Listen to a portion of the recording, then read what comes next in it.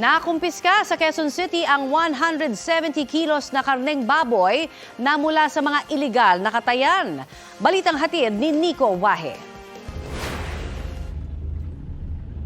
Tumulak papayatas ang mga taga Quezon City Veterinary Department kasama ang Quezon City Police District. Pagdating sa target location, naabutan ng ilang lalaki na nagtatanggal na ng balahibo ng kinatay na baboy. Sa gilid lang ng kalsada ginagawa ang pagkatay. Agad kinumpiska ang mga kutsilyo na gamit sa pagkatay. Sa di kalayuan, isang tindahan at katayan pang naabutan. Nagkalat pa sa kalsada ang dugo ng kakakatay lang na baboy. May buhay pang ang baboy na nakapila na para katayin. Ayon sa Quezon City Veterinary Department, bawal ang tinatawag na katay bahay. Sa lata lang nila pinakukuluan yung tubig. Sa lansangan lang nila kinakatay yung baboy. Walang kalinis-linis. Yung kutsilyong ginagamit nila, kalawangin pa.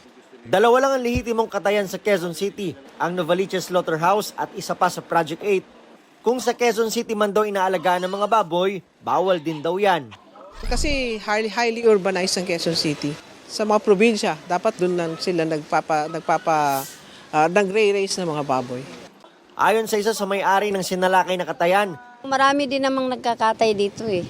Siyempre po, yun lang naman ang naming hanap buhay. Alam naman po namin na marangal na trabaho yan. 170 kilos ang nakumpiskang karne ng baboy na dadalhin sa condemnation pit para ibaon. Nico Wahe, nagbabalita para sa GMA Integrated News. Mga kapuso, para sa mga maiinit na balita, mag-subscribe sa GMA Integrated News sa YouTube. Sa mga kapuso abroad, subaybayan niyo po kami sa GMA Pinoy TV at sa www.gmanews.tv.